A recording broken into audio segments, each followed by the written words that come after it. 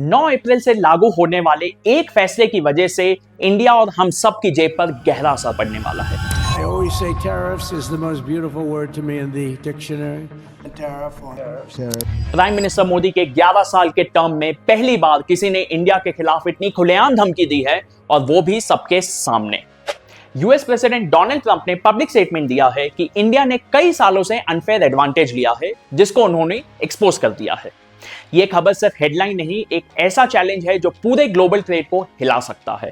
उन्होंने अनाउंस किया है कि 9 अप्रैल से अमेरिका इंडिया पर रेसिप्रोकल टैरिफ लगाएगा, यानी जितना टैक्स हम अमेरिकन प्रोडक्ट्स पर लगाते थे उतना ही टैक्स हमें भी देना पड़ेगा। ग्लोबल स्टेज पर इंडिया के अगेंस्ट इतनी खुली टकरार पिछले 10 सालों में हमने नहीं देखी है। मेरे हिसाब से पीएम मोदी के 11 साल के टर्म का यह सबसे बड़ा क्राइसिस है। दुनिया की सबसे बड़ी इकोनॉमी के खिलाफ हम खड़े हैं, जिसका असर सीधा हम सब पर हो रहा है। अगर आप सोच रहे हैं इससे हमें क्या फर्क पड़ता है, तो जरा ठहरिए, क्योंकि ये एक बड़ी ग्लोबल ट्रेड शिफ्ट का आगाज है और मोदी 3.0 के लिए एक नया सिरदर्द बन गया है। Whatever India charges, we charge them. So this move could hit India's exports and push world markets into uncertainty. they charge us 100 and 200. India charges a lot. Trump's definition is simple: an eye for an eye, a tariff for a tariff. सबसे पहले समझना जरूरी है कि reciprocal tariff क्या होता है। Reciprocity का मतलब है बदले का बदला। आज इंडिया अमेरिकन कार्स पर 100% ड्यूटी लगाता है, जिसकी वजह से जिस गाड़ी की कीमत 10 लाख है वो यहां 20 लाख में बिकती है। हम ऐसा क्यों करते हैं? ताकि लोकल प्रोडक्शन को प्रोटेक्ट किया जा सके। ट्रंप ने इसको अनफेयर बोला है, क्योंकि इससे यूएस के एक्सपोर्टर्स को नुकसान होता है। एग्जाम्पल के तौर पे इंडिया ने 100% ड्यूटी लगाई है अमेरिकन बाइक्स पर, हार्ले डेविडसन फॉर एग्जाम्पल, पर यूएस में इंडियन मोटरसाइकिल्स पर लगभग कुछ भी टैक्स नहीं लगता है। इस बार यूएस एडमिनिस्ट्रेशन इंडिया के एग्रीकल्चरल सेक्टर के भी पीछे है।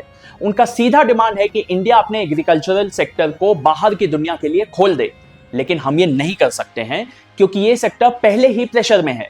अगर बाहर की बड़ी कंपनीज इंडियन मार्केट में घुस गई तो हमारे लोकल फार्मर्स और होलसेलर्स को बहुत बड़ा झटका लगेगा। अब सवाल ये उठता है, क्या इंडिया का टैरिफ सिस्टम वाकई में अनफेयर है, या एक जरूरी स्ट्रैटेजी है जो हमारी डेवलपिंग इकोनॉमी को सपोर्ट करती है? हर देश अपनी इंडस्ट्री को बचाने के लिए कुछ ना कुछ टैरिफ्स लगाता है, तो फिर इंडिया ही क्यों टारगेट हो रहा है?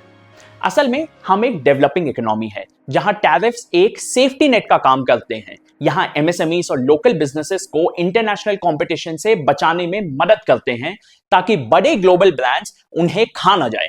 सिर्फ इंडिया ही नहीं, काफी डेवलपिंग नेशंस यही अप्रोच फॉलो करते हैं। सरकार का कहना है कि डिस्प्रपोर्शनेट टैरिफ सिस्टम के बिना मेक इन इंडिया और आत्मनिर्भर भारत जैसे इनिशिएटिव्स सस्टेन ही नहीं कर पाएंगे। लेकिन ये सिस्टम एक डबल एज स्वॉर्ड है। एक तरफ लोकल मैन्युफैक्चरर्स को शॉर्ट टर्म बेनिफिट मिलता है, दूसरी तरफ ग्लोबल ट्रेड पार्टनर्स, खास करके यूएस जैसी फ्री ट्रेड प्रमोटिंग इकोनॉमीज इससे नाराज हो जाती है। ज्यादा टैरिफ्स की एक और कमी यह है कि इंडियन कंज्यूमर्स को इंपोर्टेड प्रोडक्ट्स के लिए ज्यादा पैसा चुकाना पड़ता है, जो लॉन्ग टर्म में इकोनॉमी के लिए प्रॉब्लमैटिक हो सकता है। ऊपर से अगर हम यूएस से कॉन्फ्लिक्ट में जाते हैं तो डिप्लोमेटिक लेवल पर उनका सपोर्ट दूसरे इश्यूज पर भी हमें शायद ना मिले। ट्रंप एडमिनिस्ट्रेशन ने फिलहाल इंडिया पर 26% टैरिफ का बॉम्ब गिराया है, और ट्रेड नेगोशिएशन अभी भी चल रही है। आगे चलकर ज्यादा टेंशन बढ़ सकती है। ऐसे में इंडिया के पास सिर्फ 2 रास्ते बचे हैं। पहला, धीरे धीरे टैरिफ्स कम करें, इससे ग्लोबल ट्रेड रिलेशन स्मूथ हो सकता है और फॉरेन इन्वेस्टमेंट के लिए रास्ता खुल जाएगा। लेकिन फिर लोकल बिजनेसेस को इंटरनेशनल कंपटीशन से टक्कर लेनी पड़ेगी। दूसरा, प्रोटेक्शनिस्ट अप्रोच रखें, इससे छोटी इंडस्ट्रीज को शॉर्ट टर्म में बूस्ट मिलेगी, पर फॉरेन इन्वेस्टर्स दूर हो जाएंगे और ट्रेड रिलेशंस भी बिगड़ सकती है। सच्चाई यह है कि सिर्फ टैरिफ्स हटा देना या उन्हें रखना ही पूरा सोल्यूशन नहीं है। हमें अपनी इंडस्ट्रीज को इतना स्ट्रांग बनाना होगा कि उनको ज्यादा प्रोटेक्शन की जरूरत ही ना पड़े। अगर हम टेक्नोलॉजी, R&D और इंफ्रास्ट्रक्चर पर इन्वेस्ट करें तो हमें आत्मनिर्भर बनने का सच्चा मौका मिलेगा। आईटी सेक्टर को देख लीजिए, ग्लोबल जायंट्स इंडिया में आना चाहते हैं, क्योंकि हमारे पास कॉम्पिटिटिव कॉस्ट और टैलेंट पूल का एडवांटेज है। इस पूरे टसल में सरकार की सबसे बड़ी मुश्किल यह है कि एक तरफ ग्लोबल प्रेशर है, specially from a super power, और दूसरी तरफ देश के अंदर के इंडस्ट्रियलिस्ट, एमएसएमईज और फार्मर्स हैं जिनको प्रोटेक्शन चाहिए। ट्रंप की पब्लिक स्टेटमेंट ने इंडिया के इंटरनेशनल इमेज पर भी सवाल खड़े कर दिए हैं।